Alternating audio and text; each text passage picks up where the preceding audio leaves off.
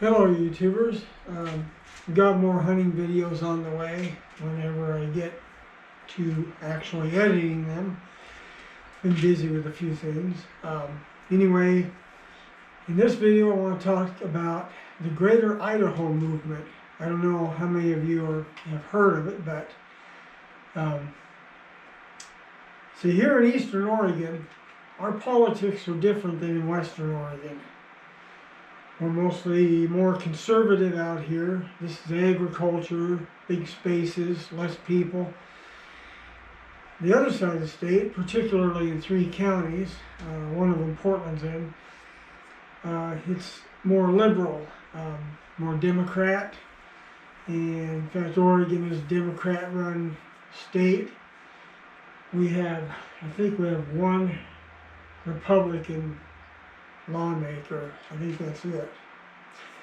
Anyway, so because of that, we don't feel we're properly represented out here, because every time we have a vote on any kind of state or local issues, or especially state issues, where Western Oregon can vote on it, well, they have majority rule. They have more people, so they'll pass all kinds of stuff that we don't want over here.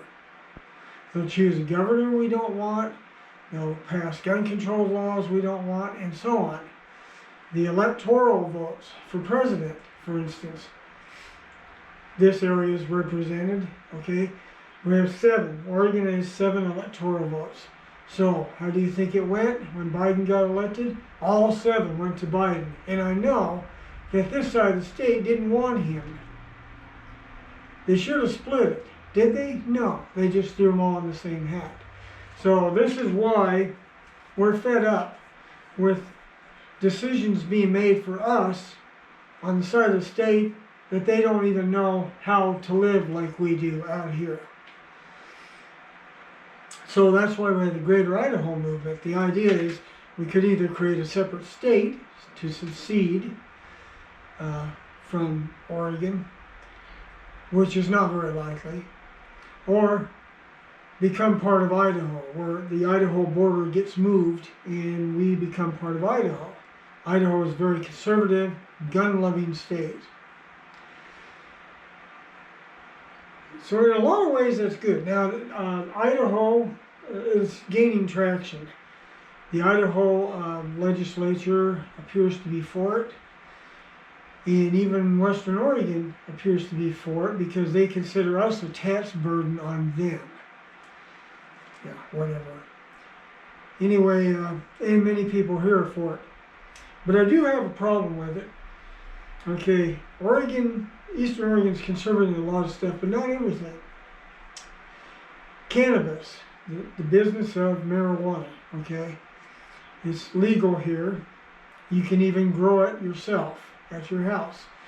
And there's all kinds of small pot stores, you could call them. Well, Idaho is very anti-cannabis. Yeah, they're back in the dark ages on it. They're basically kind of the reefer madness mentality on it, you know. And I don't agree with them. I don't agree everyone should be buzzed out of their mind all the time either. But it's became entrenched in our economy here in Oregon. It's a big part of the economy. A lot of money in tax dollars from cannabis sales. A lot. So it became part of the business and part of the economy here. And if they moved the borders of Idaho over here, then all these counties that would become part of Idaho cannabis would again be outlawed. Now, nationally, CBD is allowed through the Farm Bill. CBD is allowed. They can grow CBD plants, which look the same, as long as the THC, which is the psychoactive ingredient that gives you the buzz, is lower than 0.3%. That's the federal. But Idaho takes it a step further.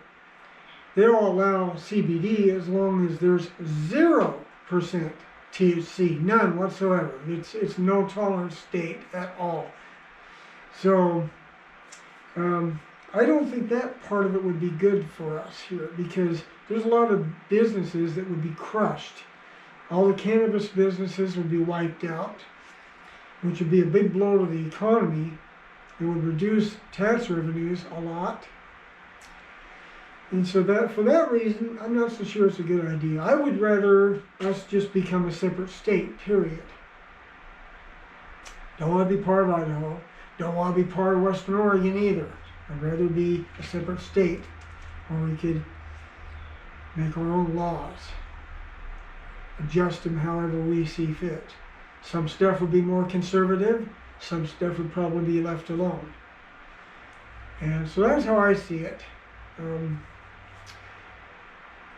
As far as waiting for Idaho to come around on the cannabis issue, it's going to be a long wait, I think. Long wait. I think they're one of the holdouts, probably be one of the last ones to fall. So let me know what you think in the comments. What's your opinion? You know, I know most of you don't live in Oregon or Idaho, but it'd be interesting to hear what your opinion is. There's also another proposal of Greater Idaho, including part of Northern California as well, because Northern Californians are fed up with Southern California, much the way we are fed up with Western Oregon. Not all of Western Oregon, but 3 main counties that have the most people. So anyway, that's my spiel on it, and let me know what you think. By the way, there's 2 counties in Eastern Oregon that are still a holdout on the Idaho thing. This is one of them. Umatilla County is one of the ones that doesn't want to annex thus far. But, you know, we may be forced into it if it happens. But it will have to be approved federally too. And I think the only way the federal legislators will approve of such a thing is if it gets them more votes or makes them richer somehow, lines their pockets, because that's all they really care about, is furthering their political career.